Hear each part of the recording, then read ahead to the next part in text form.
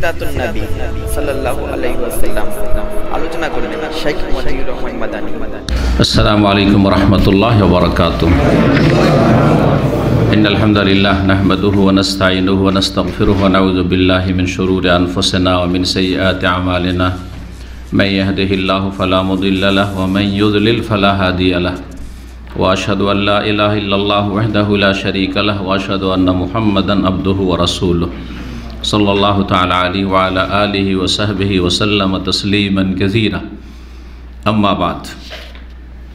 সম্মানিত দিনী ভাতৃমণ্ডলী, আল্লাহ রাব্বুল আলামিনের প্রশংসা এবং প্রিয় নবী মুহাম্মদুর রাসূলুল্লাহ সাল্লাল্লাহু আলাইহি সাল্লামের প্রতি সালাত ও সালামের পর আজ জুমাবার এশার সালাতের পর তারিখ 25শে জামাদা সানি 1443 হিজরি মোতাবেক 28শে জানুয়ারি 2022 আমাদের ধারাবাহিক আলোচনা সিরাতুন নবী সাল্লাল্লাহু আলাইহি ওয়াসাল্লাম, নবী সাল্লাল্লাহু আলাইহি ওয়াসাল্লামের জীবনীর পর্ব নম্বর 56। বিষয়বস্তু কোরাইজার যুদ্ধের পরে কয়েকটি সামরিক পদক্ষেপ অথবা সামরিক কার্যক্রম, কারণ কয়েকটি বিষয় এখানে আলোচনা এসেছে, সেজন্য ঠিক একটি বিষয়ে অন্য কোনো হেডলাইন দিয়ে বলা সম্ভব হচ্ছে না। আজকের আলোচনাতে 3-4টি বিষয় আসবে, যদি সময় 7 ঘন্টাখানেকের মধ্যে হয়ে যায় তো 3-4টি বিষয় আসবে। সবগুলির সম্পর্ক হচ্ছে এই মোটা হেডলাইনের সাথে। কি বললাম যে কয়েকটি বা কতিপয় সামরিক কার্যক্রম বা পদক্ষেপ রাসূলুল্লাহ সাল্লাল্লাহু আলাইহি সাল্লামের কিসের পরে? বিগত আলোচনার পরে, সেটা ছিল কোরাইজার যুদ্ধ। জি, প্রথমটি হচ্ছে বিখ্যাত ইহুদি নেতা আবু রাফে সাল্লাম ইবনে আবিল হুকাইক, তার হত্যাকাণ্ড। তাকে কিভাবে হত্যা করা হয়েছিল? কারণ সে চরম অপরাধী ছিল, খৈবরের ইহুদি নেতা, ধনাঢ্য ব্যক্তি, ব্যবসায়ী, আর সে রাসূলুল্লাহ সাল্লাল্লাহু আলাইহি ওয়াসাল্লামকে, সাহাবায়ে কেরামদেরকে বিভিন্নভাবে কষ্ট দিত। তার সাথে এই খন্দকের যুদ্ধের জন্য মক্কার মুশরিকদের এবং আরবে বিভিন্ন গোত্র বংশকে প্ররোচিত করেছিল বিভিন্ন এলাকায় সফর করে। এসব অপরাধের কারণে তাকে হত্যা করা হয়েছিল। আবু রাফে এর উপনাম ছিল, নাম হচ্ছে তার সাল্লাম বিন আবুল হুকাইক। জি,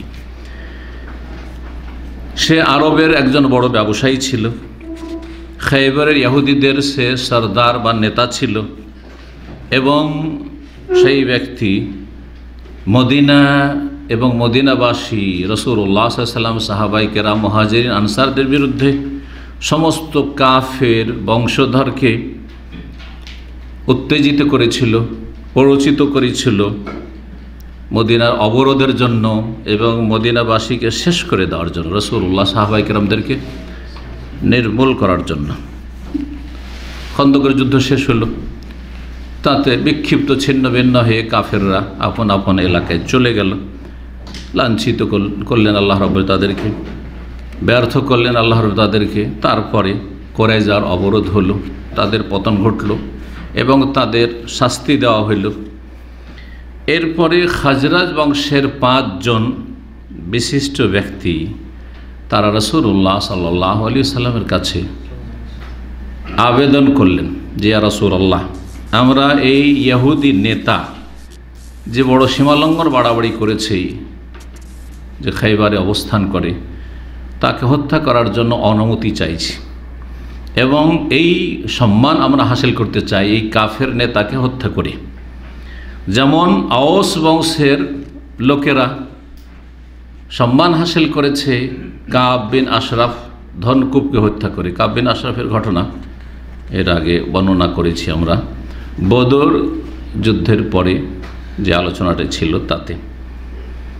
সেও একজন ধনকুব ব্যক্তি ছিল, মদিনার ইহুদিদের নেতা, বনু নাজির বংশের ছিল তার মা, এবং সে আরও অন্য গোত্রের লোক। মামা বংশে সে লালিত পালিত হয়েছিল এবং বড় ধনাঢ্য ব্যক্তি ছিল। রাসূলুল্লাহ সাল্লাল্লাহু আলাইহি সাল্লাম এবং সাহাবায়ে কেরামদের বিবিগণ উম্মাহাতুল মুমিনিন তাদের নিয়ে সে কুৎসা গাইত, আলোচনা করেছি হয়তো মনে আছে। সহিহ বুখারীতে অন্যান্য হাদিসের কিতাবে এই ঘটনা এসেছে। রাসূলুল্লাহ একদিন ঘোষণা করলেন, মাল্লিক কাব বিন আশরাফ ফাইন্নাহু কাদ আযাল্লাহু ওয়া রাসূলুহু, কে এমন আছে যে কাব বিন আশরাফকে হত্যা করতে পারবে, কারণ সে আল্লাহ এবং তার রাসূল সাল্লাল্লাহু আলাইহি ওয়াসাল্লামকে চরম কষ্ট দিচ্ছে। হুকুম কে করেছিলেন? রাসূলুল্লাহ সাল্লাল্লাহু আলাইহি ওয়াসাল্লাম। সুতরাং কাউকে হত্যা করার হুকুম দেওয়ার অধিকার একমাত্র শাসকের, কোনো আলেমের, কোনো মুফতির, কোনো সংগঠনের নেতা, কোনো দলের নেতা অমুক ব্যক্তিকে হত্যা করা জায়েজ নেই, কাফের হলো জায়েজ নাই।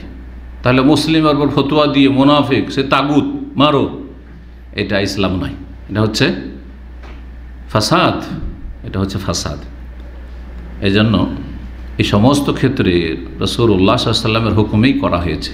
কাব বিন আশরাফের হত্যা হোক অথবা এই ইহুদি নেতা সাল্লাম বিন আবুল হুকাইকের হোক। তো আওস বংশের লোকেরা এই কাজটি করেছিল, কাব বিন আশরাফের হত্যার। আর এই দুটো গোত্র যে বাস করত মদিনায়, তাদের মধ্যে প্রতিযোগিতা ছিল ইসলাম গ্রহণের আগেও আর পরেও, যে ওরা এই কাজ করতে পারলো আমরা করতে পারলাম না।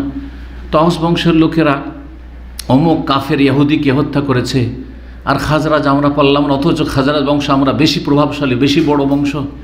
রাসূলুল্লাহ সাল্লাল্লাহু আলাইহি ওয়াসাল্লামের কাছে তারা অনুমতি চাইলেন যে ইয়া রাসূলুল্লাহ, আমাদেরকে অনুমতি দেন আমাদের বংশকে আমরা এই ইহুদি সাল্লাম বিন আবুল হুকাইক, যে আল্লাহ এবং রাসূলকে কষ্ট দিয়ে থাকে এবং সে ইসলামের বিরুদ্ধে সে বড় ষড়যন্ত্র করেছে, কাফেরদেরকে প্ররোচিত করেছে ইসলাম মুসলিমদেরকে ধ্বংস করে দেওয়ার জন্য, তাকে হত্যাকার অনুমতি দেন। রাসূলুল্লাহ সাল্লাল্লাহু আলাইহি ওয়াসাল্লাম। তখন এই 5 জন বীর মুজাহিদ বেরোলেন খাইবারের উদ্দেশ্যে। খাইবার গেছেন? কেউ গেছেন? কত দূর মদিনা থেকে? 170-80। আমি যতটা জানি পুরাতন, আমার যেহেতু অনেক আগে গেছি ছাত্র জীবনে, 170 কিলোমিটার বা 75 কিলোমিটার। খাইবার ইহুদিদের কেল্লাগুলি এখনও আছে, কিছু তার ধ্বংসাবশেষ চিহ্ন আছে। সূর্য ডুবার সময় গিয়ে তারা পৌঁছিলেন। তাদের নেতৃত্ব দিচ্ছিলেন, আমির ছিলেন আব্দুল্লাহ বিন আতিক রাদিয়াল্লাহু তাআলা আনহু। তিনি বললেন যে এই 5 জন যে গেছেন তাদের 4 জনকে বললেন যে তোমরা মাকানাকুম, তোমরা এখানে অবস্থান করো, আমি এগিয়ে যাই, অন্ধকার হয়ে আসছে, এবং আমি এগিয়ে গিয়ে দারওয়ান যে রয়েছে দুর্গের ফাটকের, তার সাথে একটু আমি খাতির জমাই। ফাইন মুনতালিকুন, আমি যাচ্ছি, মুতালাত্তিফুন বিল বাওয়াব, যে গেটম্যান বা দারওয়ান রয়েছে তার সাথে আমি একটু সম্পর্ক স্থাপন করি, তার সাথে একটু পরিচিত হই। লাআল্লি আদখুল, হতে পারে কোনো একটা মাধ্যম দিয়ে আমি ভিতরে, দুর্গের ভিতরে ঢুকে গিয়ে এই ব্যক্তিকে হত্যা করতে পারি। গেলেন তিনি, দরজার কাছাকাছি গেলেন, আর অন্ধকার হয়ে গেছে। তিনি ওখানে গিয়ে কাপড় দিয়ে নিজেকে একটু ঢেকে নিলেন, এটা বোঝানোর জন্য, যাতে করে যে দেখবে সে বুঝে যে এই ব্যক্তি পেশাব পায়খানা করছে, কাজায় হাজাতে রয়েছে। অন্ধকার হয়ে যাচ্ছে, এখন কেল্লার দুর্গের ফাটকগুলি, দরজাগুলি বন্ধ করা হবে। তখন গেটম্যান যে ছিল সে ডাক দিল, এ আব্দুল্লাহ, হে আল্লাহর বান্দা। তারা এইভাবে ডাকতো, যার নাম জানে না তাকে কি বলতো? আব্দুল্লাহ। এটাই বলা উচিত, কারণ আল্লাহকে না মানলেও আল্লাহর বান্দা। আল্লাহর বান্দা 2 রকম। আল্লাহ মারা বলেছে আল্লাহর বান্দা হচ্ছে 2 রকম, একটা হচ্ছে স্বেচ্ছায় আল্লাহর বান্দা, আর এক শ্রেণী হচ্ছে অনিচ্ছাকৃত আল্লাহর বান্দা, অনুগত বান্দা আর অবাধ্য বান্দা। যারা মুমিন মুমিনা তারা হচ্ছে আল্লাহর অনুগত, স্বেচ্ছায় আল্লাহর বান্দা, স্বতঃস্ফূর্তভাবে আল্লাহর বান্দেগী, আল্লাহর গোলামি কবুল করেছে ঈমানের মাধ্যমে এবং নেক আমলের মাধ্যমে, অনুগত এক কথায়।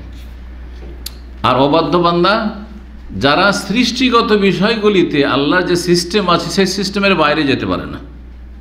সৃষ্টিগত যে নিজাম রয়েছে আল্লাহ রাব্বুল তাতে আল্লাহর যে সৃষ্টিগত বিধান তার বিরুদ্ধে যেতে পারে না, কিন্তু শরীয়তের বিধানের ক্ষেত্রে অবাধ্য তারা।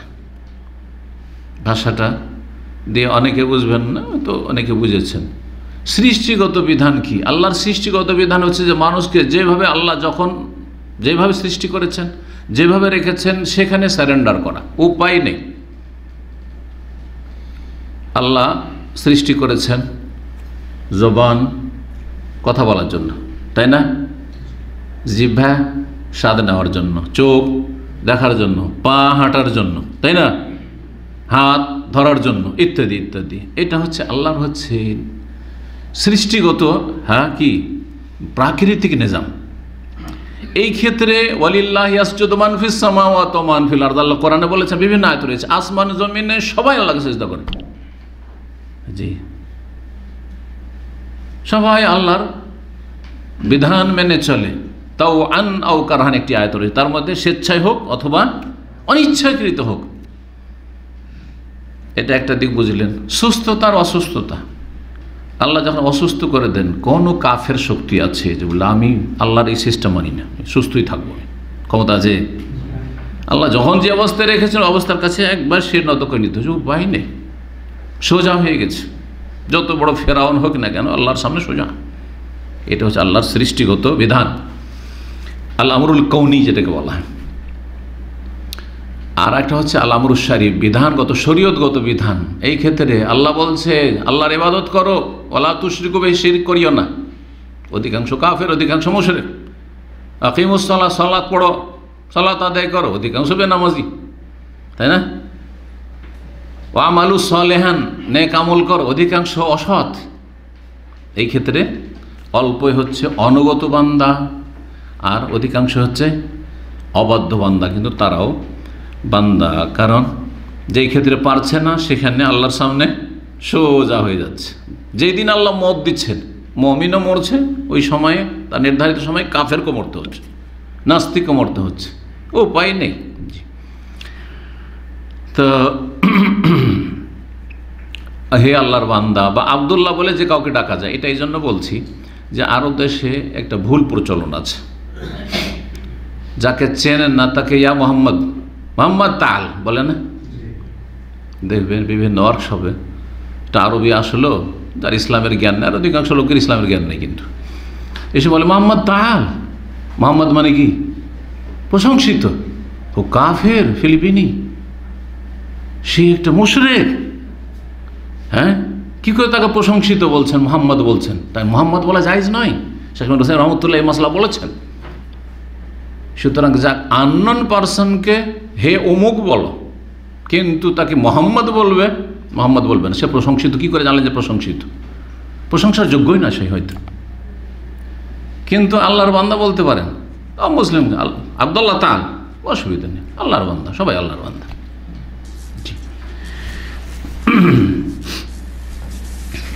তো ওই দারওয়ান এই বলেই ডাক দিয়েছিল। আব্দুল্লাহ ওকে দেখছে যে ও কি করছে, বাথরুম সারছে, পায়খানা করছে হয়তো, এভাবে বলছে যে তুমি তাড়াতাড়ি ঢুকো, নাহলে ফাটক বন্ধ করে দেবো, বাইরে থেকে যাবে। কিন্তু ও ভাবছে যে এই বিশাল যে কি রয়েছে, ভিল্লা রয়েছে, আর আপনার কি বলছে কেল্লা দুর্গ রয়েছে, এরই কোনো সদস্য হবে।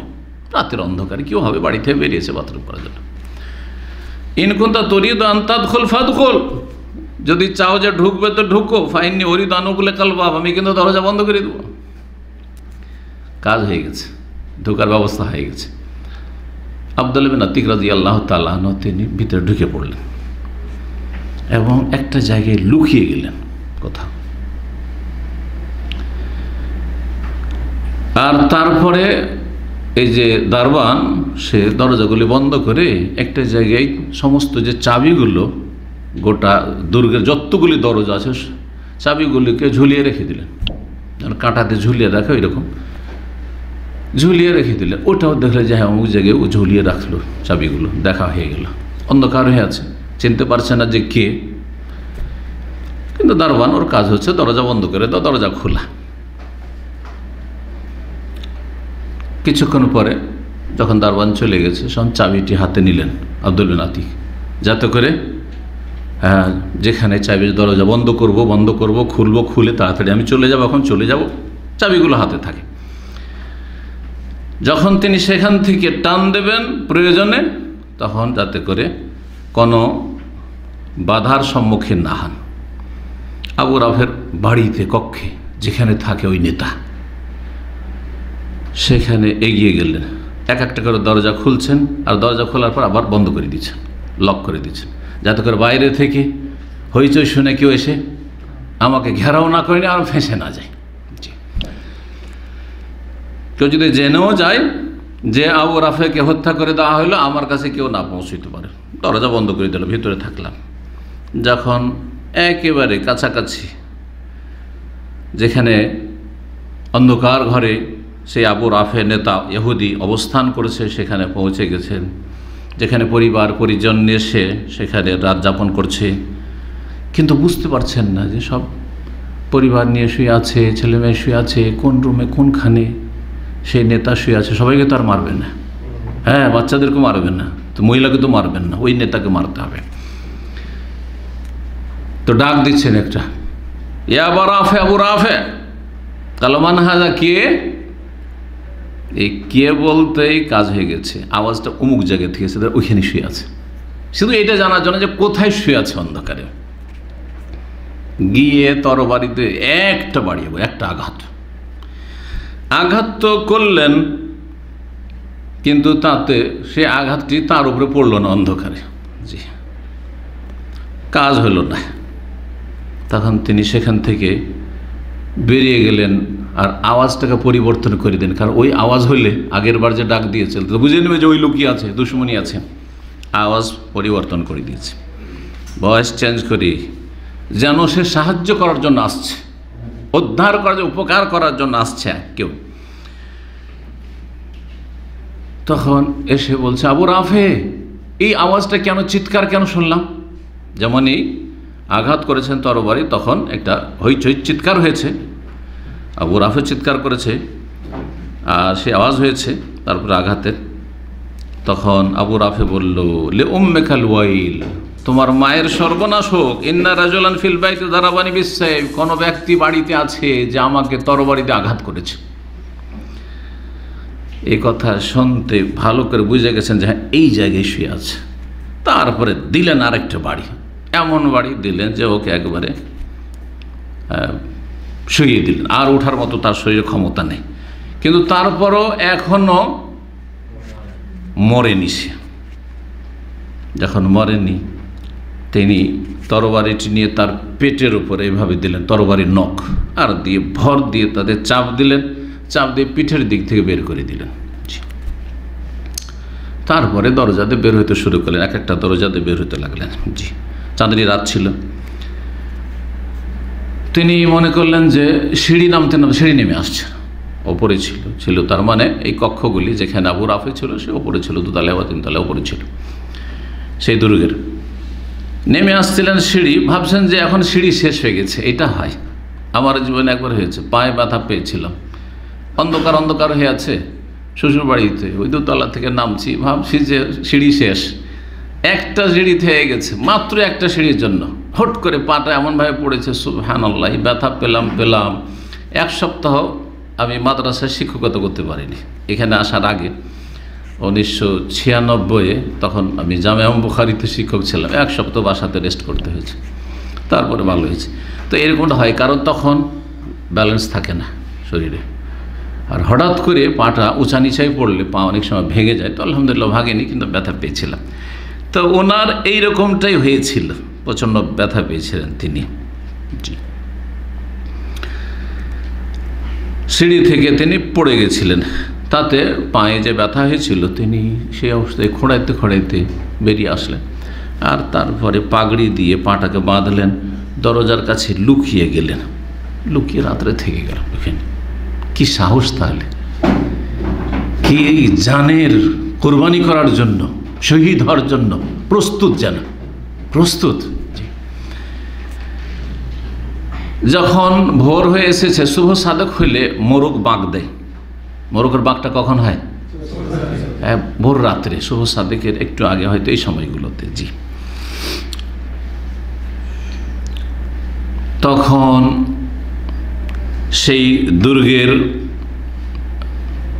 ওপর থেকে বা দুর্গের এক প্রাচীর থেকে জনৈক ব্যক্তি, মানে ওই ওখানকারই কোনো চাকর হবে, সে ঘোষণা করলো যে আন ই আবা রাফিন তাজের আহলিল হেজাজ, আমি মৃত্যুর সংবাদ দিচ্ছি হেজাজের বড় ব্যবসায়িকের, যে সে আজকে মারা গেছে, সে মারা গেছে।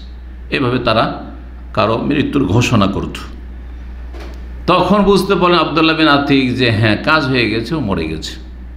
অন্ধকারে বুঝতে পারেনি পুরোপুরি মরলো কি মরল না। এতক্ষণ বসে আছেন কি জন্য? চাবি তো ওনার কাছে, উনি তো রাতে সাথে সাথে টান দিয়ে চলে আসতে পারেনি। কিন্তু যদি চলে এলাম আর সে আহত হয়ে থেকে গেল, মরলো না, তাহলে তো আমার টার্গেট পুরো হলো না। যতক্ষণ নিশ্চিত না হবো, মরার সংবাদ না পাবো, ততক্ষণ এখান থেকে বেরোবো না, দুর্গ থেকে আছেন ওইখানে। যখন এই ঘোষণাতে জানতে পারলেন যে আন্নাহু মাত, মারা গেছে, সাথীর সঙ্গে যে 4 জন বাইরে অপেক্ষা করছে তাদের কাছে আসলেন। আসার পরে বলে চলো এখন কাজ হয়ে গেছে, খবর পেয়ে গেছি মারা গেছে। রাসূলুল্লাহ সাল্লাল্লাহু আলাইহি ওয়াসাল্লামের কাছে আসলেন, আসার পরে ঘটনা বয়ান করলেন। রাসূলুল্লাহ সাল্লাল্লাহু আলাইহি ওয়াসাল্লাম তার পায়ের উপর হাত ফিরিয়ে দিলেন। এই মোবারক হাত ফিরিয়ে দেওয়াতে ফাকান্নাহু লাম ইয়াশতাকিহা কাত্তু, মনে হচ্ছে যে তার পায়ে কোনো ব্যথাই পাননি, ব্যথাই পাননি। এই একটি ঘটনা ছিল এই ইহুদি নেতার হত্যার সামরিক একটি পদক্ষেপ। দ্বিতীয় যে বিষয়টি সেটা হচ্ছে সুমামা বিন ওসাল রাদিয়াল্লাহু তাআলা আনহু, পরে তিনি ইসলাম কবুল করেছিলেন। ইয়ামামা, বর্তমান সূক্ষ্মভাবে বললে ইয়ামামা আল খারজকে বলা। আল খারজান রিয়াজ থেকে বাম দিকে একটা রাস্তা চলে গেল, যে রাস্তাটা ওয়াদি দাওয়াসের, হতবানি তামিম, আফলাজ, এই রাস্তা দিয়ে আপনার চলে যাবে আবহার দিকে, যেটা যায় না আলবাহা হয়ে ওই রাস্তাতে পড়ে কি আল খারজ। আর এমনিতে ব্যাপক অর্থে এমামা, আজকাল এমামা মানে রিয়াজ, মানুষ বলে দেয় অনেক সময় রিয়াজ। এই জন্য এক প্রসিদ্ধ হোটেল আছে রিয়াজে, ফন্দকুল এমামা, এমামা হোটেল মশহুর। এখানকার সর্দার নেতা একজন ছিল, আর চরম শত্রু ছিল সে রাসূলুল্লাহ সাল্লাল্লাহু আলাইহি ওয়াসাল্লামের। রাসূলুল্লাহ নাম শুনতে পারত না। জি, তার কাছে সবচেয়ে ঘৃণিত ব্যক্তি রাসূলুল্লাহ সাল্লাল্লাহু আলাইহি ওয়াসাল্লাম ছিলেন।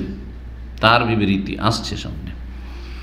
এ ছিল এমামার সর্দার এবং দিন ইসলামকে চরম ঘৃণা করত, রাসূলুল্লাহ সাল্লাল্লাহু আলাইহি ওয়াসাল্লামের সাথে চরম শত্রুতা রাখত। মুহররম মাস, ষষ্ঠ হিজরি মুহররম মাস, এই সময়গুলো একটু আরও বলে দিই। এই যে ঘটনাটি, ইহুদি ব্যবসায়িক, তার নাম কি ছিল? সাল্লাম বিন আবুল হুকাইক আবু রাফে, এর হত্যার ঘটনা 5ম হিজরির জিলকাদ মাসের শেষ দিকে অথবা জিলহজ মাসে হয়েছে, দুটো বর্ণনা এসেছে। 5ম হিজরি তাহলে শেষ হয়ে গেল, শুরু হয়ে গেল 6ষ্ঠ হিজরি, 6 হিজরি, 6ষ্ঠ হিজরির মুহররম মাস, বছরের প্রথম মাস। এই মুহররম মাসে এই সুমামা নেতা স্বয়ং কত যে তার শত্রুতা ছিল রাসূলুল্লাহ সাল্লাল্লাহু আলাইহি ওয়াসাল্লাম। রাসূলুল্লাহ সাল্লাল্লাহু আলাইহি ওয়াসাল্লামকে গোপনে হত্যা করার জন্য গিয়ে হত্যা করে দেব, চুপচাপ বেরিয়েছে সে যে মদিনায় যাব, অপরিচিত আগন্তুক হয়ে কেউ যেন চিনতে না পারে, আর গিয়ে মুহাম্মদ সাল্লাল্লাহু আলাইহি ওয়াসাল্লামকে হত্যা করে আসবো। কি উদ্দেশ্যে সে বেরিয়েছিল আর কি ঘটছে দেখেন। তাকে এই দায়িত্ব কে দিয়েছিল? মুসাইলামা কাজ্জাব, যে মিথ্যুক নবুয়তের দাবি করেছিল। ইয়ামামার একটি বড় ফিতনা সেই যুগে ছিল। নবী সাল্লাল্লাহু আলাইহি ওয়াসাল্লামের জীবনের শেষ জীবনে এবং আবু বকর সিদ্দিক রাদিয়াল্লাহু তাআলার খেলাফত আমলে তাকে হত্যা করা হয়, এবং এই ফিতনাকে, মুসাইলামা কাজ্জাবের ফিতনাকে কি করা হয়? শেষ করা হয়, নির্মূল করা হয়। এই ফিতনা বড় ফিতনা হয়েছিল। বহু লোক ইসলাম গ্রহণ করার পরে রাসূলুল্লাহ সাল্লাল্লাহু আলাইহি ওয়াসাল্লামকে অস্বীকার করে মুরতাদ হয়ে তারা মুসাইলামা কাজ্জাবকে নবী বলে মেনে নিয়েছিল। কিসের কারণে? জাতীয়তার ভিত্তিতে। এই মর্মে সিরাতের কিতাবাদিতে রয়েছে, এই যে মুসাইলামা কাজ্জাবের বংশধর যারা ছিল, তারা অধিকাংশই জানতো যে এটা আমাদের বংশের নবী, কিন্তু মিথ্যুক নবী। আর সত্য নবী ওই মদিনার নবী মুহাম্মদ সাল্লাল্লাহু আলাইহি সাল্লাম। তারপরও তাদের এই উক্তিটা খুব প্রসিদ্ধ, যে নবীউন কাজ্জাবুন, মিন কওমিনা আহাব্বু মিন নবিয়্যিন সাদিকিন মিন গায়রিনা। মিথ্যুক নবী হইলেও যেহেতু আমাদের স্বজাতি, আমাদের বংশের, সুতরাং এটি আমাদের কাছে বেশি প্রিয়, এই ব্যক্তি আমাদের কাছে প্রিয় এমন সত্যবাদী নবীর চাইতে যে আমাদের স্বজাতি নয়, আমাদের বংশের না, সে কুরাইশ বংশের, আর এটা আমাদের ঘরের নবী, সুতরাং একে মানব। এই মুসাইলামা কাযযাবের বিরুদ্ধে যুদ্ধে কয়েকশো সাহাবায়ে কেরাম যারা হুফাজ ছিলেন, হাফেজে কোরআন, আলেমে দ্বীন ছিলেন, তারা শহীদ হয়েছিলেন রাদিয়াল্লাহু তাআলা আনহু। বড় এক ফিতনা ছিল। আল্লাহ সমস্ত ফিতনা থেকে যেন বাঁচিয়ে রাখেন। হ্যাঁ, তো ফিতনা বিভিন্ন রকম, বিভিন্ন রূপে ফিতনার বহিঃপ্রকাশ ঘটে থাকে যুগে যুগে। হ্যাঁ, সব যুগে ফিতনা আছে, কোনো যুগে কোনো ফিতনা, কোনো যুগে কোনো ফিতনা। আজকালও বহুমুখী ফিতনা রয়েছে। আল্লাহ যেন সমস্ত ফিতনা থেকে দিন দুনিয়ার বাঁচিয়ে রাখেন। ৬ হিজরির এই মুহররম মাসে এই ব্যক্তি বেরিয়েছিল, একে পরামর্শ দিয়েছিল এই মুসাইলামা কাযযাব, যাও মুহাম্মদকে খুন করে আসো, কারণ সে হচ্ছে আমার প্রতিদ্বন্দ্বী, আমি নবী, সে নবী না। নবী করিম সাল্লাল্লাহু আলাইহি ওয়াসাল্লাম ওই সময়টাই এই লোক বেরিয়েছে কি করতে, মদিনা গিয়ে মুহাম্মদ সাল্লাল্লাহু আলাইহি ওয়াসাল্লামকে খুন করবে। আর রাসূলুল্লাহ ওই সময়টাই মুহাম্মদ বিন মাসলামা রাদিয়াল্লাহু তাআলা আনহুর নেতৃত্বে 30 জন ব্যক্তিকে পাঠিয়েছিলেন এই এলাকায়, যে এলাকাটা এই মাজমা জুলফি এলাকা। আপনারা হয়তো একটা রাস্তা জানেন কি না, যখন আপনি মাজমা জুলফির কাছাকাছি আসবেন, একটা রাস্তা ওখান থেকে হাফরুল বাতেনের দিকে বেরিয়ে গেছে, দেখেছেন নিশ্চয়ই, যারা গাড়ি চালান তারা দেখেছেন। ন্যাশনাল হাইওয়ে যেটা রিয়াজ আসছে আল কাসিম থেকে, সেখান থেকে বাম দিকে একটা রাস্তা বেরিয়ে গেছে, সেটাও বড় হাইওয়ে, জি খুব সুন্দর রাস্তা। সেটাকে হাফরুল বাতেনে উঠেছে KKMC, মানে কিং খালেদ মিলিটারি সিটি। কে আছেন একজন, হ্যাঁ মাশাআল্লাহ, উনি ওই KKMC-তে চাকরি করেছেন। আর KKMC-তে আমি 2-3 বার প্রোগ্রাম করতে গেছি, আর সেখানে ভিআইপি করে বড় বড় ক্যাপ্টেনদের এতে ক্যান্টিনে খাওয়া দাওয়ার ব্যবস্থা, মাশাআল্লাহ, ক্যাপ্টেনদের যে বড় বড় যে। আর সেটা এই যে মিলিটারি সিটিটা ছোটো মোটো না, এক প্রান্ত থেকে আর এক প্রান্ত কত হইতে পারে জানা আছে? হ্যাঁ হ্যাঁ জানেন? হ্যাঁ হ্যাঁ, কত? 90 কিলোমিটার। হ্যাঁ জি, বিশাল এরিয়া। ওর ভিতরে একটা এয়ারপোর্ট আছে, ওখানে যতগুলি স্টাফ ওখানকার, সে কয়েক লক্ষ স্টাফ, মানে সেনাবাহিনীর আপনার ক্যান্টনমেন্ট। তো সেখানে তাদের অবতরণ, তারা ওই কাইসোমা এয়ারপোর্ট, যেটা হাফরুল বাতানের, যেটা আপনার সিভিলিয়ান এয়ারপোর্ট, সাধারণ জনগণ এয়ারপোর্ট, সেই এয়ারপোর্টে তারা নামতো, কারণ ওখান থেকে অনেক দূর আবার। তো এই জন্য তাদের জন্য স্পেশাল একটা এয়ারপোর্ট ছিল। তো আমি দাম্মাম এয়ারপোর্ট থেকে ভায়া রিয়াজ হয়ে সেখানে গিয়েছি, কয়েকবার গিয়েছি আলহামদুলিল্লাহ। তো ডাইরেক্ট গিয়ে ওদের এতে নেমেছি, KKMC-র ভিতরে এয়ারপোর্টে নেমেছি। তারপর এয়ারপোর্টটা বন্ধ করে দেওয়া হয়েছে নাকি শুনেছি। এখন কষ্ট করতে হয় মানুষকে, ওই বাইরে নেমে আবার যেতে হয়। যাই হোক, ওখানে এক সময় দাওয়াতি কার্যক্রম মাশাআল্লাহ খুব ভালো চলতো, আর ওখানে আমি প্রোগ্রাম করেছি। কি বলছিলাম, তো ওই এই দিক দিয়ে ওই রাস্তাটা গেছে, এই রাস্তাটা ওইদিকে ইরাক বাসরা কুফার দিকে যাবে, বাসরা কুফার দিকে এই রাস্তা আনুমানিক বললাম আর কি। এই রোড রাস্তা তো আর তখন ছিল না, তখনকার রাস্তা ছিল উটের রাস্তা, আনুমানিক ওই দিক দিয়েই যারা বাসরা কুফা সফর করতো ওই দিক দিয়ে যেত।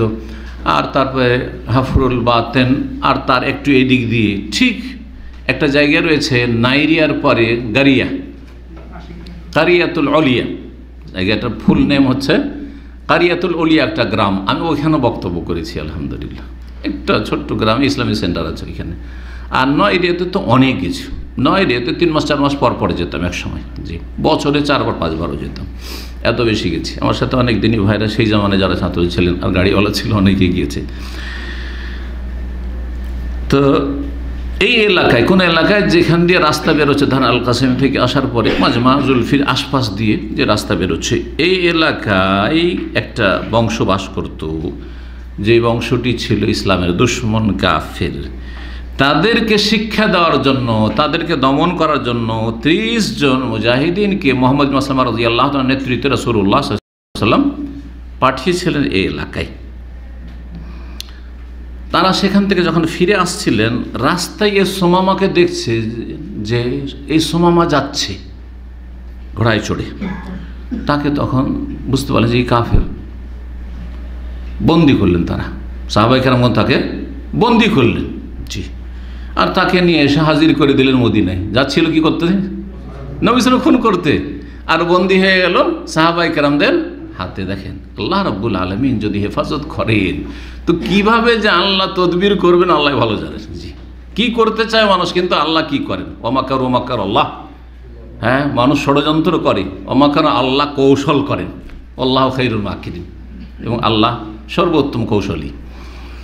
মদিনা নিয়ে আসলেন সাহাবায়ে কেরামগণ। নিয়ে আসার পরে মসজিদে নববীর একটা স্তম্ভে, আর স্তম্ভগুলি কিসের ছিল? খুঁটিগুলি আপনার খেজুরের কাণ্ডের, খেজুরের যে বডি কাণ্ড, বেঁধে দিলেন। নবী করিম সাল্লাল্লাহু আলাইহি সাল্লাম যখন যখন সালাত আদায় করতে যেতেন জানতে পারলেন যে এ হচ্ছে সোমামা, ইয়ামামার বড় নেতা, ইয়ামামার রাজা। আজকালকার জামানে বলতে হবে রাজা, তার গোত্রীয় শাসনে সে রাজা তখনকার জামানে। এসে তাকে জিজ্ঞেস করতেন রাসূলুল্লাহ, মাজা ইনদাকা ইয়া সোমামা। জয়বার করে নামাজ পড়তে যেতেন, জিজ্ঞেস মাজা ইনদাকা ইয়া সোমামা, সোমামা তোমার কি অবস্থা? শুধু এতটুকু বলতেন, কি অবস্থা, মানে তোমার মন মানসিকতা কি, তুমি কি চাও? তখন সে বলতো ইন্দি খায়র ইয়া মুহাম্মদ, মুহাম্মদ আমার কাছে যা আছে কল্যাণ আছে। ইন তাকতুল জাদাম, যদি আমাকে খুন করে দাও তাহলে এমন ব্যক্তিকে খুন করবে যার রক্তের মূল্য আছে, মানে এর মূল্য দিতে হবে। অহংকার, আমাকে খুন করাটা চারটে কথা নয়। ইন তাকতুল জাদাম, এই ঘটনা সহিহ বুখারীতে রয়েছে, এই সিরাতের এই ঘটনা। ওয়াইন তুনএম, আর যদি আমাকে অনুগ্রহ করেন আর ছেড়ে দেন, তো তুনএম আলা শাকির, তাহলে আপনি এমন ব্যক্তির ওপর আপনি অনুগ্রহ করবেন যেই ব্যক্তি কৃতজ্ঞ, আমি নিমক হারাম না।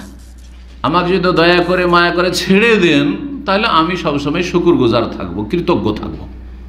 যে কাফের হইল অনুগ্রহের কৃতজ্ঞতার বা শুকরিয়ার মন মানসিকতা ছিল।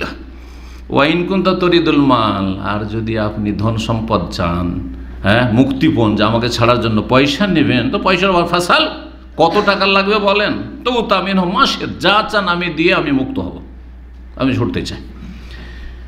রাসূলুল্লাহ সাল্লাল্লাহু আলাইহি সাল্লাম এই কথা শুনে চলে যেতেন। দ্বিতীয় দিন আবার আসলেন, আবার জিজ্ঞাসা করেছেন মাজা ইনদাকা ইয়া সোমামা, সোমামা তোমার কি খবর? একই কথায়, ইন তাকতুল জাদাম ওয়াইন তুনেম আলা শাকির ওয়াইন তরিদুল মালা ফাসাল তুতামিনহু মাসিদ। যদি খুন করেন তো একটু চিন্তা করে খুন করবেন, আমার রক্তের মূল্য আছে, একটু মূল্য দিতে হবে। ওয়াইন তুনেম, যদি ছেড়ে দেন তো নেম আলা শাকির, কৃতজ্ঞ থাকবো। ওয়াইন তরিদুল মাল, পয়সা যদি তার ধন দৌলত চান মুক্তিপণ হিসাবে, কি চান, কত টাকা লাগবে বলেন, আপনি ব্যবস্থা করব, দিয়ে দেবো, আমাকে ছেড়ে দেবেন। দ্বিতীয় দিন শুনে চলে গেলেন। তৃতীয় দিন আবার রাসূলুল্লাহ সাল্লাল্লাহু আলাইহি ওয়াসাল্লাম জিজ্ঞেস করছেন একই কথা, 3 দিন একই কথা। রাসূলুল্লাহ সাল্লাল্লাহু আলাইহি ওয়াসাল্লাম বললেন আতলিকু সুমামা, ছেড়ে দাও। সুবহানাল্লাহ, এটা কেমন কথা হইল? এত বড় অপরাধী, এত কট্টর দুশমন, নবী সাল্লাল্লাহু আলাইহি ওয়াসাল্লাম জানতেন যে এটা হচ্ছে ইয়ামামার নেতা, রাজা। এইটা শুধু জানতেন না, হয়তো তারপর ওহিতে জানিয়ে দেওয়া হয়েছে, ওহিতে জানিয়ে দেওয়া হয়েছে যে এই ব্যক্তি কিন্তু খুন করার উদ্দেশ্যে মদিনা বেরিয়েছিল, ধরা খেয়েছে। আর বাকিটা তো আগে থেকে জানতেন যে এ হচ্ছে কট্টর দুশমন ইসলামের, মুসলিমদের, তাই না? কিন্তু রাসূলুল্লাহ সাল্লাল্লাহু আলাইহি ওয়াসাল্লাম হয় ওহির মাধ্যমে জানতেন, আর না হলে আল্লাহ রাব্বুল আলামিনের পক্ষ থেকে এটা হচ্ছে বিশেষ তৌফিক যে লোকটাকে ছেড়ে দিই, লোকটাকে ছেড়ে দিই। ভালো আচরণ করলে হতে পারে তাকে আকৃষ্ট করতে পারবো, ইসলাম কবুল করে নেবে। আর এর মতো একজন নেতা যদি ইসলাম কবুল করে নেয় তো ইসলামের বড় বিশাল খিদমত হবে। জি, বিশাল খিদমত হবে। নবী সাল্লাল্লাহু আলাইহি ওয়াসাল্লাম বললেন যে আতলিকু সুমামা, সাহাবায়ে কেরাম বললেন যে ছেড়ে দাও, বেঁধে রেখেছো, ছেড়ে দাও, যা পারবে তাই চলে যাবে, ছেড়ে দাও। সাহাবায়ে কেরাম অবাক হচ্ছেন যে নবী সাল্লাল্লাহু আলাইহি ওয়াসাল্লাম ছেড়ে দিন, কিন্তু কোনো কথা বলার ক্ষমতা নেই, কারণ সামিআনা ওয়া আতানা, আল্লাহ এবং রাসূলের কথা শুনতে হবে, মানতে হবে, ছাড়তে বলেছে ছেড়ে দিতে হবে। সুমামা মসজিদ নববীতে বেরিয়ে গেল। যাওয়ার পরে পাশে একটি কুয়া ছিল, কূপ ছিল, সেখানে গিয়ে গোসল করলো। গোসল করে আসার পর মসজিদ নববীতে প্রবেশ করলো। আর তারপর বলছে আশহাদু আল্লা ইলাহা ইল্লাল্লাহ ওয়া আশহাদু আন্না মুহাম্মাদান রাসূলুল্লাহ, আল্লাহু আকবার, ইসলাম গ্রহণ করলাম, আল্লাহ ছাড়া কোনো সত্য মাবুদ নেই সাক্ষ্য দিচ্ছি, এবং আরও সাক্ষ্য প্রদান করছি মুহাম্মদ সাল্লাল্লাহু আলাইহি ওয়াসাল্লাম আল্লাহর রাসূল। জি। তারপরে এই সুমামা রাদিয়াল্লাহু তাআলা আনহু বললেন ওয়াল্লাহি আল্লাহর কসম করে বলছি, মা কানা আলা জাহরিল আরদি মিন ওয়াজহিন আবগাযা ইলাইয়া মিন ওয়াজহিকা, হে আল্লাহ রসুল, এই ভূপৃষ্ঠে জমিনের ওপরে এমন কোনো চেহারা ছিল না যেই চেহারা আপনার চেহারার চাইতে বেশি আমার কাছে দুশ্মন ছিল, নিকৃষ্ট ছিল। সবচেয়ে নিকৃষ্ট চেহারা, সবচেয়ে খারাপ চেহারা আপনার চেহারাটাকে মনে করতাম, এত দুশ্মনী ছিল। ফাকাদ আসবাহ ওয়াজহুকা আহাব্বাল ওজুহে ইলাইয়া, কিন্তু আজ কি আপনার মোবারক চেহারা আমার কাছে সবচেয়ে প্রিয় হয়ে গেছে, সবচেয়ে প্রিয় হয়ে গেছে। বাস্তব সত্য। রাসূলুল্লাহ সাল্লাল্লাহু আলাইহি সাল্লামের এই সুন্নত যারা দিনের দাওয়াতের কাজ করে তাদের জীবনে অবশ্যই দেখতে পাবেন আপনি, কিন্তু ইখলাসের সাথে দিনের দাওয়াত করতে হবে। যুগে যুগে দেখবেন যারা দাওয়াতি কাজ করেছে কত কট্টর দুশ্মন, কিন্তু এখন অনুতপ্ত, লজ্জিত, ক্ষমা চাই, দোয়া করতে থাকে, এত দোয়া করতে থাকে। এমন একসময় এমন গাল দিয়েছে, এত দুশ্মনী করেছে, কত কি করেছে, কিন্তু এখন দোয়া করতে থাকে, তাই না? জি হ্যাঁ, মানুষের সাথে ভালো আচরণ করতে হবে। যেমন রোগীর সাথে ডাক্তার ভালো আচরণ করে। রোগী যে কোনো অবস্থায় থাকে না কেন, যদি সফল চিকিৎসক হয়, ডাক্তার যদি কামিয়াব ডাক্তার হয়, তাহলে রোগীর সাথে কখনো খারাপ আচরণ করবে না, যতই খারাপ অবস্থায় থাকে না কেন, যতই সে একবারে নোংরা অবস্থায় থাকে না কেন, তাহলে সে সফল হতে পারবে ডাক্তারের ময়দান। ঠিক তেমনই দায়ী আল্লাহ, দিনের দায়ী, হ্যাঁ দিনের প্রচারক ওই রকমই হইতে হবে। জি, মায়া করতে হবে। রোগী, এই রোগীকে আমি উদ্ধার করার চেষ্টা করব জাহান্নামের আগুন থেকে, কুফরি থেকে, কুফরির নাপাকি থেকে। জি, রাসূলুল্লাহ সাল্লাল্লাহু আলাইহি ওয়াসাল্লাম আমাদের জন্য উত্তম আদর্শ। তারপরে বলছেন সুমামা, ওয়াল্লাহি আল্লাহর কসম করে বলছে, মা কানা আলা ওয়াজহিল আরদি মিন দীনিন আবগাযা ইলাইয়া মিন দীনিক, আল্লাহর জমিনের ওপর পৃথিবীতে এমন কোনো ধর্ম ছিল না, দিন ছিল না, যেই ধর্ম ইসলাম ধর্মের চাইতে বেশি নিকৃষ্ট ছিল আমার কাছে। সবচেয়ে নিকৃষ্ট খারাপ ধর্ম ছিল দিন ইসলাম, আপনার ধর্ম। ফাকাদ আসবাহা দীনুকা আহাব্বাল আদিয়ানি ইলাইয়া, আজকে আপনার নিয়ে আসা দিন আমার কাছে সবচেয়ে প্রিয় হয়ে পড়েছে, সবচেয়ে ভালোবাসার বস্তু হয়ে পড়েছে। ফিরে আসলেন। সুমামা গিয়েছিলেন কি করতে? রাসূলুল্লাহ হত্যা করতে। কোথায় সেই টার্গেট, সেই টার্গেট ভুলে গেলেন, যাই একটা উমরা করে আসি। জি, মক্কা গেলেন, উমরা করলেন। কুরাইশ কিন্তু জানতে পেরে নিয়েছে যে ইয়ামামার নেতা কি করেছে, ইসলাম কবুল করে নিয়েছে। খুব তিরস্কার করলো, আর খুব এই সেই বলল, হ্যাঁ তুমি কাপুরুষ, তুমি এই কাজ করলে, এইটা তোমার করা ঠিক হয়েছে, এই সেই। ফাকালা, তখন সুমামা তাদেরকে বলেছিল, ওয়াল্লাহি আল্লাহর কসম করে বলছি, লা ইয়াতিকুম মিনাল ইয়ামামাতি হাব্বাতু হিনতাতিন, ইয়ামামা থেকে যে তোমাদের কাছে গম আমি রফতানি করতাম, আর গম না আসলে তোমরা জীবনে রুটি খেতে পাবে না, সেই ইয়ামামার গম। ইয়ামামা এলাকা কিন্তু খুব ভালো এলাকা। জি, এখানে ফসল হয়, এখানে খেজুর বাগান আছে, এতে আল খারজে খেজুর বাগান আছে, ঠিক আছে, খেজুর বাগান, এখানকারও খেজুর পাওয়া যায় মার্কেটে। তো চাষাবাদের মতো জমি আছে এখানে। ইয়ামামা এলাকা থেকে একটা গমের দানা পর্যন্ত আসবে না তোমাদের কাছে, হাত্তা ইয়াযানা ফিহা রাসূলুল্লাহ, যতক্ষণ পর্যন্ত রাসূলুল্লাহ সাল্লাল্লাহু আলাইহি ওয়াসাল্লাম অনুমতি না দিবেন। বিনা অনুমতি, আমার রাসূলের অনুমতি ছাড়া একটা গম তোমাদেরকে দেব না, থাকিও তোমরা না খেয়ে মরিও। ফিরে আসলেন ইয়ামামাতে। ফিরে আসার পরে তিনি একবারে ফরমান জারি করে দিলেন যে এই এলাকা থেকে যেন একটা গম যেন মক্কা না যায়, মক্কার লোককে গম দেবো না, তাদের কাছে বিক্রি করবো না, ব্যবসা করবো না তাদের সাথে। কঠিন অবস্থা হয়ে গেল মক্কার লোকের। তারা দেখলো যে উপায় তো নেই, এখন কি করতে হবে? ধরতে হবে রাসূলুল্লাহ সাল্লাল্লাহু আলাইহি ওয়াসাল্লামকে, কারণ তিনি বিশ্বজাহানের রহমত। যতই দুশ্মনী করি, রাসূলুল্লাহ সাল্লাল্লাহু আলাইহি ওয়াসাল্লামকে যদি গিয়ে বলি তো তিনি আমাদের মায়া করবেন এবং একটু বলে দিবেন একে সুমামাকে, যাতে করে ওখান থেকে গম রফতানি করে আসতে দেয়। জি, নবী সাল্লাল্লাহু আলাইহি ওয়াসাল্লামকে তারা চিঠি লিখলো, মক্কার লোকেরা চিঠি লিখলো, আর দোহাই দিল, আত্মীয়তার দোহাই, যে হে মুহাম্মদ, আপনার সাথে আমাদের রক্তের সম্পর্ক রয়েছে, সেটাকে ভুলে যায়েন না। যদিও আপনার ধর্মে আমরা বিশ্বাসী নই, তবু আমাদের উপর মায়া করেন, দয়া করেন, এবং সুমামাকে একটু বলেন, সুপারিশ করেন, যাতে করে আমাদের এখানে গম রফতানি করে আর আসতে দেয়।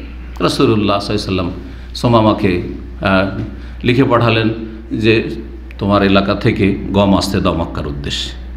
এই ছিল আরেকটি ঘটনা বা আরেকটি রাসূলুল্লাহ সাল্লাল্লাহু আলাইহি ওয়াসাল্লাম সাহাবায়ে কেরামদের সামরিক পদক্ষেপ। তৃতীয় ঘটনা সেটা হচ্ছে বানু লাহিয়ানের যুদ্ধ। বানু লাহিয়ানের যুদ্ধ। বানু লাহিয়ান, লাহিয়ান গোত্র মনে থাকে তাহলে ভালো, না হলে স্মরণ করিয়ে দিচ্ছি। রাসূলুল্লাহ সাল্লাল্লাহু আলাইহি ওয়াসাল্লাম দুইবার করে দুই এলাকায় বেশ কিছু সাহাবায়ে কেরামদেরকে দ্বীনের প্রচার প্রসারের জন্য, কোরআন শিক্ষা দেওয়ার জন্য, ইসলামের শিক্ষার জন্য পাঠিয়েছিলেন, কিন্তু তারা কি করেছিল? গাদ্দারি করেছিল, বিশ্বাসঘাতকতা করে তাদেরকে হত্যা করেছিল। একটি ছিল এ লাহিয়ান গোত্রের বংশের এলাকা, সেটা ছিল রাবেগ আর আসফান। আজকাল আসফান বলছে, আমরা এমনি তো উসফান জানি হাদিসের কিতাবে, কিন্তু জানি না আজকাল ওখানকার লোকেরা। আমি ওখানে একটা বক্তব্য করেছি 6-7 বছর আগে। আপনার জেদ্দা থেকে এসে ওই ভাইরা নিয়ে গেছিলো আর একটা বিশাল ক্যাম্পে, সেখানে একটা বক্তব্য হয়েছিল। আপনার যখন মদিনার রাস্তায় আসবেন মক্কা থেকে, তখন লোকেশনে দেখবেন আসফান বা উসফান। ওই এলাকায় এ বানু লাহিয়ানের অবস্থান ছিল, মানে এই বংশ বসবাস করত। তারা কি করেছিল? 10 জন সাহাবীকে নিয়ে গিয়েছিল তারা। রাসূলুল্লাহ এই এলাকায় 10 জন সাহাবীকে পাঠিয়েছিলেন। তারা 10 জনকে কি করেছিল? হত্যা করেছিল। 7 জনকে হত্যা করে দিয়েছিল ওখানে, আর 3 জনকে তারা বন্দি করলো। যখন বন্দি করে দিল, তখন তাদের একজন বললেন যে এইখানে প্রথম গাদ্দারি, কারণ তোমরা পাহাড়ে উঠে গেছিলেন তারা 3 জন, পাহাড় থেকে নামো, তোমাদেরকে মারবো না, তোমাদের সাথে কিছু করব না। কিন্তু যখনই বেঁধে দিল তারা, তখন তিনি বললেন যে এই প্রথম গাদ্দারি করলে, সুতরাং তোমাদেরকে বিশ্বাস করি না। সেখানে তাকে হত্যা করে দিল। বাঁচলেন 2 জন, 2 জনকে বন্দি করে নিয়ে গেছিল। আর তারপরে তাদেরকে মক্কার কাফেররা সেখানে বিক্রি করে দেওয়া হয়েছিল, তারপর তাদেরকে হত্যা করা হয়েছিল। তার মধ্যে একজন ঘটনা হচ্ছে খুবাইব বিন আদি রাদিয়াল্লাহু তাআলা আনহু, যাকে শুলে চড়ানো হয়েছিল আর চড়িয়ে হত্যা করা হয়েছিল। তিনি সেই সময় 2 রাকাত সালাত পড়েছিলেন। এই সুন্নতটি রাসূলুল্লাহ সাল্লাল্লাহু আলাইহি ওয়াসাল্লাম স্বীকৃতি দিয়েছেন যে মানুষের মৃত্যুর আগে যদি এইরকম কোথাও হয় যে কোথাও হত্যার সম্মুখীন হচ্ছে আর সুযোগ পায়, তাহলে 2 রাকাত সালাত আদায় করবে। তিনি আদায় করেছিলেন, এই খুবাইব রাদিয়াল্লাহু তাআলার সুন্নত। তো যাই হোক, এই যে 10 জন সাহাবায়ে কেরামকে কোরআন শিক্ষা দেবে তারা আমাদের কাছে পাঠান, আমাদের বংশরা ইসলাম কবুল করে নিয়েছে, আরও সেখানে দাওয়াতি কাজ হবে, আসলে কিছুই ছিল না। হ্যাঁ, গাদ্দারি করবে তারা, বিশ্বাসঘাতকতা করবে। এর প্রতিশোধ নিতে হবে, কিন্তু প্রতিশোধ নেওয়ার মতো পরিস্থিতি তৈরি হতে হবে। এতদিন হয়নি, কিন্তু এখন হয়েছে। খন্দকের যুদ্ধের পরে মক্কার কাফেররা দুর্বল হয়ে গেছে, কারণ মক্কা কাছেই। এতদিন মক্কার লোকেরা, কাফেররা এত শক্তিশালী ছিল আর এত তাদের দাপট ছিল যে ওই এলাকায় কোনো সামরিক অভিযান চালানো বড় ঝুঁকিপূর্ণ ছিল। কিন্তু খন্দকের যুদ্ধের পরে না, তাদের কোমর ভেঙে গেছে, দুর্বল হয়ে পড়েছে, হ্যাঁ মনোবল। রাসূলুল্লাহ এই ভবিষ্যৎবাণী করেও দিয়েছিলেন খন্দকের যুদ্ধের পরে যে আল আন নাগজুহুম ওয়ালা ইয়াগজুনা, এখন থেকে আমরাই তাদের উপর হানা দেব, তারা কাফেররা আর কোনোদিন মদিনার উপর হানা দেওয়ার সাহস করবে না। নাহরু নাসির ইলাইহিম, তাদের এলাকা আমরা যুদ্ধ করার জন্য যাব। তো রাসূলুল্লাহ সাল্লাল্লাহু আলাইহি ওয়াসাল্লাম এই প্রতিশোধ নেওয়ার জন্য এই 10 জন সাহাবীকে যে তারা হত্যা করেছিল, তাদের প্রতিশোধের জন্য পাঠিয়েছিলেন। এরা যেহেতু হেজাজ এলাকার একেবারে মধ্যবর্তী এলাকায়, এই এলাকায় অবস্থান করত, সুতরাং এই এলাকায় গিয়ে সামরিক অভিযান চালানো এত সহজ ছিল না। রাসূলুল্লাহ এই জন্য তাদের বিষয়টিকে একটু বিলম্ব করেছিলেন যে তাদের প্রতিশোধটা পরে নেব। যখন খন্দকের যুদ্ধের পরে পরিস্থিতি পরিবর্তন হইল, তখন রাসূলুল্লাহ সাল্লাল্লাহু আলাইহি ওয়াসাল্লাম প্রতিশোধ নেওয়ার ইচ্ছা করলেন। দুশমনেরা আর এর জন্য কোনো রকমের প্রতিশোধ নেওয়ার সাহস করতে পারবে না। মদিনায় রাসূলুল্লাহ সাল্লাল্লাহু আলাইহি ওয়াসাল্লাম আব্দুল্লাহ ইবনে উম্মে মাকতুম, যিনি অন্ধ সাহাবী ছিলেন, আজকে বুখারী দার্সে বলছিলাম যে তিনি ফজরের আজান দিতেন আর সাহরির আজান দিতেন বেলাল রাদিয়াল্লাহু তাআলা, তাকে দায়িত্বশীল বানিয়ে মসজিদের ইমাম, স্থলাভিষিক্ত বানিয়ে দিয়ে রাসূলুল্লাহ সাল্লাল্লাহু আলাইহি ওয়াসাল্লাম গেলেন। রবিউল আউয়াল মাস 6 হিজরি, মুহররমে ছিল এই সোমামার ঘটনা, আর সফর গেল, তারপরে রবিউল আউয়াল মাসেই ছিল এই ঘটনা। জি, বানু লাহিয়ানের যুদ্ধ। পৌঁছিলেন সেখানে 200 সাহাবায়ে কেরামদেরকে নিয়ে, 20 জন তার মধ্যে অশ্বারোহী ছিলেন, ঘোড়সওয়ার ছিলেন। গেলেন সেখানে, পৌঁছিলেন একটা উপত্যকায় যেটাকে বলা হয় বাতনে গেরান, যেটা ওমজ এবং আসফানের মাঝামাঝি এলাকা। এখানে আবার যেই জায়গায় রাসূলুল্লাহ এই 10 জন সাহাবায়ে কেরামকে হত্যা করা হয়েছিল ওই জায়গায় গেলেন এবং সেসব সাহাবায়ে কেরাম যারা সেখানে শহীদ হয়েছিলেন তাদের জন্য রহমতের দোয়া করলেন, তাদের জন্য কল্যাণের দোয়া করলেন এবং সেখানে 2 দিন অবস্থান করলেন রাসূলুল্লাহ সাল্লাল্লাহু আলাইহি ওয়াসাল্লাম। বনু লাহিয়ান যখন জানতে পারল যে মুহাম্মদ সাল্লাল্লাহু আলাইহি ওয়াসাল্লাম তার 200 সাহাবায়ে কেরামদেরকে নিয়ে সারিয়ায় মানে সামরিক অভিযানে এসেছেন, তখন তারা পাহাড়ের বিভিন্ন এলাকায় চূড়াতে গিয়ে আত্মগোপন করে লুকিয়ে গেল জান বাঁচাবার জন্য। তাদের কাউকে পেলেন না, রাসূলুল্লাহ সাহাবায়ে কেরাম ধরতে পারলেন না। 10 জন অশ্বরোহীকে পাঠালেন, ওসমান পর্যন্ত পাঠালেন, যাতে করে ওসমান মক্কার কাছাকাছি একবার হয়ে যাচ্ছে, ওই এলাকায় গেলে মক্কার লোকেরা কুরাইশরা যাতে জানতে পারে যে মুহাম্মদ সাল্লাল্লাহু আলাইহি ওয়াসাল্লাম আমাদের মক্কার কাছাকাছি চলে এসেছেন, যাতে করে ভীত সন্ত্রস্ত করা সম্ভব হয়। তাদেরকে ভীত সন্ত্রস্ত করা, দুশমনকে ভীত সন্ত্রস্ত করা, এটাও একটা রণকৌশল গুরুত্বপূর্ণ, যাতে করে তাদের অন্তরে ভীতি সঞ্চার হয়। তো রাসূলুল্লাহ সাল্লাল্লাহু আলাইহি ওয়াসাল্লাম এই উদ্দেশ্যে 10 জন অশ্বরোহীকে পাঠালেন, যাতে করে ভীত সন্ত্রস্ত হয় মক্কার কাফেররা। কোরাউল গামিম পর্যন্ত তারা গেলেন। তারপর রাসূলুল্লাহ সাল্লাল্লাহু আলাইহি ওয়াসাল্লাম সেখান থেকে মদিনায় ফিরে আসলেন 14 দিন পরে। এই সফরে 14 দিন রাসূলুল্লাহ সাল্লাল্লাহু আলাইহি ওয়াসাল্লাম অবস্থান করেছিলেন, তারপরে ফিরে আসলেন। শেষ ছোট্ট একটি ঘটনা, সেটা হচ্ছে আবুল আস ইবনে রবি। তিনি কে বলতে পারে? আবুল আস ইবনে রবি। রাসূলুল্লাহ সাল্লাল্লাহু আলাইহি ওয়াসাল্লামের বড় মেয়ের নাম কি? যায়েনব রাদিয়াল্লাহু তাআলা আনহা। তার স্বামীর নাম কি ছিল? আবুল আস। তার স্বামীর নাম খালাতো ভাই বোনে বিয়ে হয়েছিল, খালাতো ভাই বোন বিয়ে হয়েছিল। খাদিজা রাদিয়াল্লাহু তাআলা বোনের ছেলে আবুল আস। জি। এবং দুইজনে অত্যন্ত ভালোবাসা ছিল। তাদের জীবনীতে লিখেছে যে স্বামী স্ত্রীর ভালোবাসার ক্ষেত্রে একটা আদর্শ ছিল, এত ভালোবাসা ছিল। কিন্তু বাপদাদার ধর্মের ওপর আবুল আস এত কট্টর ছিলেন যে দীর্ঘ সময় স্ত্রীর মায়াকে ত্যাগ করেছে, কিন্তু বাপদাদা ধর্ম ত্যাগ করতে পারেনি। তবে সে বিদ্বেষ প্রকাশ করেনি, সবসময় নম্র আচরণ করেছে রাসূলুল্লাহ সাল্লাল্লাহু আলাইহি ওয়াসাল্লামের সাথে এবং রাসূলুল্লাহ সাল্লাল্লাহু আলাইহি ওয়াসাল্লামের প্রিয়তমা কন্যা যায়েনব রাদিয়াল্লাহু তাআলা আনহার সাথে খারাপ আচরণ করেনি। এই আবুল আসের কথা এসছে বদর যুদ্ধের সময়, যে বদর যুদ্ধে যে 70 জন বন্দী হয়েছিল কাফের, তার মধ্যে একজন এই আবুল আস বন্দী হয়ে এসেছিল। তাকে রাসূলুল্লাহ সাল্লাল্লাহু আলাইহি ওয়াসাল্লাম ছেড়েছিলেন এবং তাকে তার মুক্তিপণ হিসাবে যায়েনব রাদিয়াল্লাহু তাআলা তখন মক্কাতেই ছিলেন, মক্কা থেকে মায়ের দেওয়া হার পাঠিয়েছিলেন। এই ঘটনা সেখানে বর্ণনা করা হয়েছে। যাই হোক, আসল বিষয়ে আসি, সময় চলে যাচ্ছে। 6ষ্ঠ হিজরি জমাদুল উলা মাস, 6ষ্ঠ হিজরির জমাদুল মাস ছিল। সেই সময় ঈস নামক এলাকায় রাসূলুল্লাহ সাল্লাল্লাহু আলাইহি ওয়াসাল্লাম একটি অভিযান পাঠালেন। অভিযান সারিয়া বলা হয় এমন ছোট যুদ্ধকে যেটাতে স্বয়ং রাসূলুল্লাহ সাল্লাল্লাহু আলাইহি ওয়াসাল্লাম উপস্থিত থাকতেন না। সংখ্যার দিক থেকে ক্ষুদ্র সংখ্যা হইতো, আর যেখানে সশরীরে রাসূলুল্লাহ সাল্লাল্লাহু আলাইহি ওয়াসাল্লাম হাজির হইতেন না, সেটা কি বলা হইতো? সারিয়া বলা হয় আরবিতে। আর গাজওয়া বলা হয় যে যুদ্ধের সংখ্যাও মোটামুটি বেশি থাকে আর রাসূলুল্লাহ সাল্লাল্লাহু আলাইহি ওয়াসাল্লাম নিজেই সেখানে উপস্থিত থাকেন, এটা গাজওয়া বলা হয়। যেমন গাজওয়া ওহদ, গাজওয়া বদরের যুদ্ধ। জি, এরকম।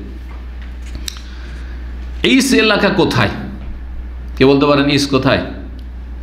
অ্যাম্বো গেছেন কেউ? যেহেতু সৌদি আরব আপনারা থাকেন সেই জন্য এই শহরগুলো বলে দিচ্ছি। অ্যাম্বো গেছেন, ঈস গেছেন। অ্যাম্বো থেকে যখন আপনি তাবুকের দিকে চলে যাবেন, আপনার লোহিত সাগরের কিনারা একটা রাস্তা আছে, দেবার দিকে যাচ্ছে, ওমলুজ হয়ে যাচ্ছে, তখন আল ইস একটি জায়গা, আল ইস। ওখানে একটা ছোট্ট একটা ইসলামিক সেন্টার আছে। এই আল ইস এলাকা হচ্ছে জোহনী বংশের গ্রামের বাড়ি। আল ইস তো একটা গ্রাম ছিল, এখন না হয় গ্রামগুলি শহর হয়ে গেল। এই গ্রামটা হচ্ছে জোহাইনা বংশের ওই 1400 বছর আগে থেকে, তখন জোহাইনা বংশ ছিল। এটা হচ্ছে তাদের গ্রামের এলাকা, জি, বা গ্রামীণ এলাকা। বিভিন্ন জায়গায় এখন জোহানিরা ছড়িয়ে গেছে।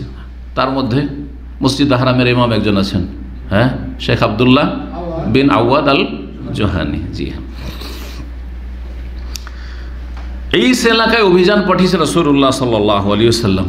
আর ওই দিক থেকে ব্যবসা করে আসছিলেন সামদেশ থেকে আবুল আস ইবনে রবি। বড় একজন ব্যবসায়িক ছিলেন মক্কার তিনি, এবং বড় বিশ্বস্ত ব্যবসায়িক ছিলেন এবং সফল ব্যবসায়ী ছিলেন তিনি। রাসূলুল্লাহ যায়েদ বিন হারেসার নেতৃত্বে, যায়েদ বিন হারেসা কে? রাসূলুল্লাহ সাল্লাল্লাহু আলাইহি ওয়াসাল্লামের পালক পুত্র, মানে ইসলামের পূর্বে তিনি পালক পুত্র নিয়েছিলেন, পরে ইসলাম সেটাকে কি করেছে, রহিত করেছে। পালক পুত্র বলে কিছু নেই। জাহিলিয়াতের যুগে পালক পুত্র এমন ছিল যে নিজের পুত্রের মতো ধন সম্পদে ভাগ পেত, ওইটা নেই। কিন্তু প্রয়োজনে কারো ছেলেকে, কারো মেয়েকে আপনি পালক হিসাবে নিতে পারেন, হ্যাঁ, লালন পালনের জন্য নিতে পারেন, কিন্তু শরীয়তের অন্তর্ভুক্ত থেকে পর্দা, হেজাব এগুলো যেন ঠিক থাকে, মাহরাম গায়ের মাহরাম এটা যেন জানা থাকে। জি, মাহরাম করে নেওয়ার ব্যবস্থা, দুধ পান করিয়ে দিল কারো, ওর না হবে ওর বোনের পান করিয়ে দিল, যাতে করে হ্যাঁ দুধ খালা হয়ে গেল, ইত্যাদি, এরকম করা যেতে পারে। রাসূলুল্লাহ যায়েদ বিন হারেসা রাদিয়াল্লাহু তাআলা আনহুকে ঈস এলাকায় পাঠালেন। 170 জন মুজাহিদদেরকে পাঠালেন রাসূলুল্লাহ সাল্লাল্লাহু আলাইহি ওয়াসাল্লাম। উদ্দেশ্য ছিল সামদেশ থেকে যে বাণিজ্যিক কাফেলা আসছে, ধন সম্পদ নিয়ে আসছে, সেগুলি তাদের কাছ থেকে ছিনিয়ে নেওয়া, প্রতিশোধ গ্রহণ। কারণ মক্কার লোকেরা, কাফেররা কি করেছে, যত সাহাবায়ে কেরামগণ হিজরত করেছেন তারা খালি হাতে হিজরত করে, সমস্ত কিছু তারা কেড়ে নিয়েছে, বাড়ি ঘর ধন সম্পদ সব কিছু ছেড়ে আসতে হয়েছে। সুতরাং এটা ন্যায্য অধিকার যে প্রতিশোধ গ্রহণ করবেন, আর এই উদ্দেশ্যেই গেছেন রাসূলুল্লাহ সাল্লাল্লাহু আলাইহি ওয়াসাল্লাম। আর তারপরে আবু সুফিয়ান তো চলে গেল পালিয়ে, হ্যাঁ, ধন সম্পদ নিয়ে। আর তারপরে মক্কা থেকে আবু জাহাল চলে আসলো, আর তারপরে কি ঘটলো, বদরের যুদ্ধ ঘটলো, সেটাও ছিল এই উদ্দেশ্যে। তো এখানেও আল ঈস নামক এলাকায় পাঠিয়েছিলেন রাসূলুল্লাহ সাল্লাল্লাহু আলাইহি ওয়াসাল্লাম, যাতে করে সামদেশ থেকে যে বাণিজ্যিক কাফেলা কুরাইশদের আসছে, কাফেরদের, সেটা কেড়ে নেওয়া হয়। এর নেতৃত্বে ছিল আবুল আস ইবনে রবি, রাসূলুল্লাহর বড় মেয়ে যায়েনব রাদিয়াল্লাহু তাআলা আনহার স্বামী। মুসলিমরা এই বাণিজ্যিক কাফেলা তার উপরে হামলা করে তাদের কাছে যা কিছু ছিল সব কিছু কেড়ে নিলেন। যারা ছিল তাতে এই কাফেলায় লোকজন, তাদেরকে বন্দী করলেন। আবুল আস সেখান থেকে পালিয়ে গেল, আর পালিয়ে মদিনায় এসে হাজির। পালিয়ে কোথায় হাজির? মদিনায়। তার আগে কিন্তু রাসূলুল্লাহ সাল্লাল্লাহু আলাইহি ওয়াসাল্লাম বড় মেয়ে যায়েনব রাদিয়াল্লাহু মদিনা চলে এসেছেন হিজরত করে, যে মদিনায় চলে যায় জান বাঁচবে, ওখানে আমার স্ত্রী আছে। তখন পর্যন্ত সম্পর্ক নেই কিছু, কিন্তু তালাক হয়ে যায়নি, তালাক হয়নি, সম্পর্ক নেই। আর তখন পর্যন্ত কোনো কাফেরের কাছে কোনো মুসলিম নারী থাকতে পারবে না, এই বিধান সূরা মুমতাহিনার আয়াত নাযিল হয়নি। সূরা মুমতাহিনাতে যে আয়াত দিয়ে আল্লাহ হারাম করেছেন কোনো মুসলিম রমণী কোনো কাফেরের অধীনে স্ত্রী হয়ে থাকতে পারবে না, হ্যাঁ, আল্লাহ বলেছেন ফাইন আলিমতুমুহুন্না মুমিনাতিন ফালা তারজিউহুন্না ইলাল কুফার, যদি জানতে পারো যে কোনো মহিলা বা কিছু মহিলা এমন আছে যারা হচ্ছে মুমিনাত, ইমানদার, তাহলে ফালা তারজিউহুন্না ইলাল কুফার, তাদেরকে কাফেরদের কাছে ফেরত করে দিও না, কাফেরদের কাছে তুলে দিও না স্ত্রী হিসাবে।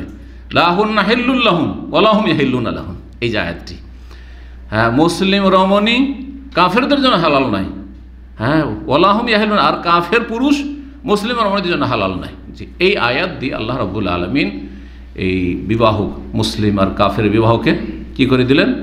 হারাম ঘোষণা করে দিলেন, হারাম ঘোষণা করে দিলেন। এই আয়াত তখন পর্যন্ত নাযিল হয়নি। তো এই স্বামী স্ত্রীর সম্পর্কটা আছে, বৈবাহিক সম্পর্ক, কিন্তু বিচ্ছিন্ন হয়ে আছে, দেখা সাক্ষাৎ নাই।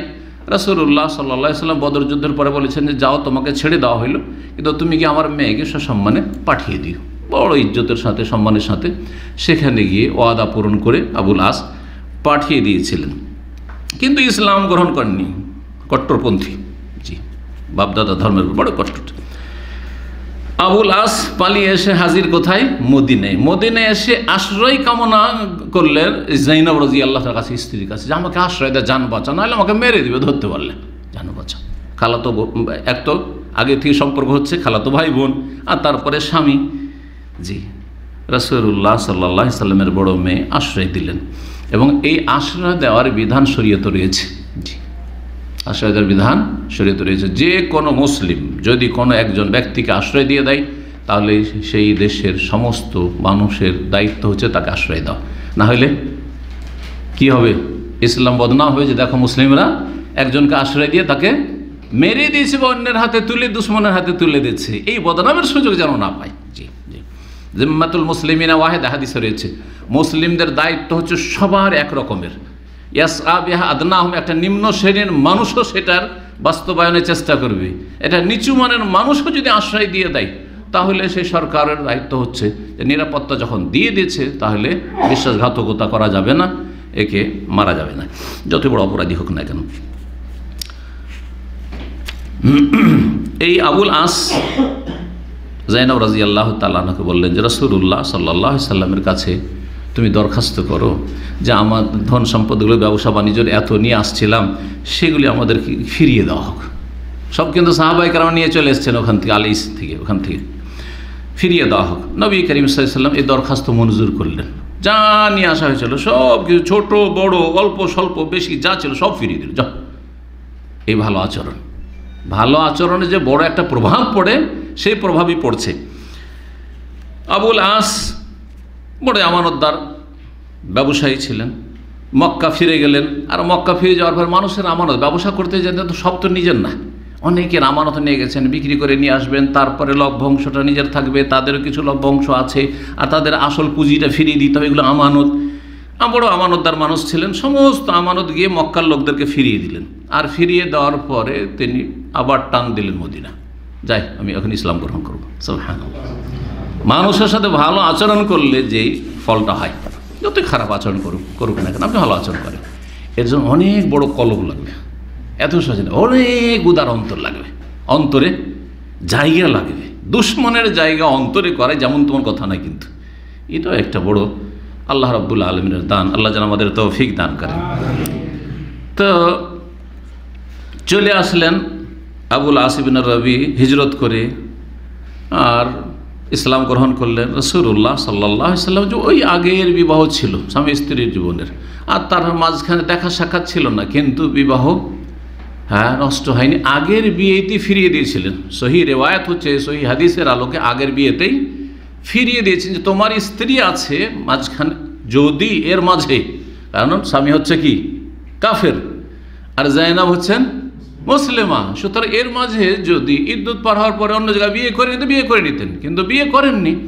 সুতরাং এই ক্ষেত্রে সহি মত হচ্ছে যদি এমনটা হয় আর বিয়ে না করে, দীর্ঘ সময় পরে হয়, ফিরিয়ে দেন, তাহলে আর বিয়ের নবায়ন করার কোনো প্রয়োজন নেই। এটা হচ্ছে সহি বর্ণনা এই ঘটনার ক্ষেত্রে।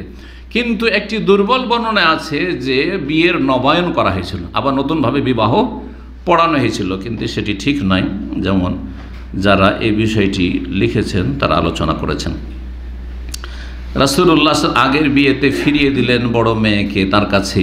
মাঝখানে যে গ্যাপটা ছিল স্বামী স্ত্রীতে, সেটা ছিল 3 বছরের বেশি, 3 বছরের বেশি। তখন পর্যন্ত যেমনটা বললাম যে মুসলিম আর কাফের সম্পর্ক থাকবে না, এই বিধানও নাজেল হয়নি। সুতরাং ওই সম্পর্কটা ছিল, বৈবাহিক সম্পর্ক ছিল, আর এখনও ওই হারাম হওয়ার আয়াত যেহেতু নাজেল হয়নি, সুতরাং বিচ্ছিন্নতা আসেনি, আগের বিয়েতে ফিরিয়ে দিয়েছিলেন। জি, রাসূলুল্লাহ সাল্লাল্লাহু আলাইহি সাল্লাম এরপরে বেশ কিছু অভিযান চালিয়েছিলেন, যেগুলি বিস্তারিত আলোচনা করলে আরও সময়ের প্রয়োজন রয়েছে। ইনশাআল্লাহ তাআলা সময় সুযোগে সেগুলি আলোচনা করা যাবে। এখানে আজকের আলোচনা শেষ হচ্ছে। আল্লাহ রাব্বুল আলামিনের কাছে দোয়া করি আল্লাহ রাব্বুল আমাদেরকে যেন দ্বীন ইসলাম পুরোপুরি পালনের তৌফিক দান করেন, এবং রাসূলুল্লাহ সাল্লাল্লাহু আলাইহি সাল্লামের সিরাত জীবনী থেকে, সাহাবায়ে কেরামের জীবনী থেকে আমাদেরকে ভালো শিক্ষা নেওয়ার তৌফিক দান করেন, এবং মন্দ কথা কাজ থেকে আল্লাহ যেন আমাদের বাঁচিয়ে রাখেন। ওয়া সাল্লাল্লাহু ওয়া সাল্লামা আলা নবিয়িনা মুহাম্মদ ওয়া আলা আলিহি ওয়া সাহবিহি আজমাইন।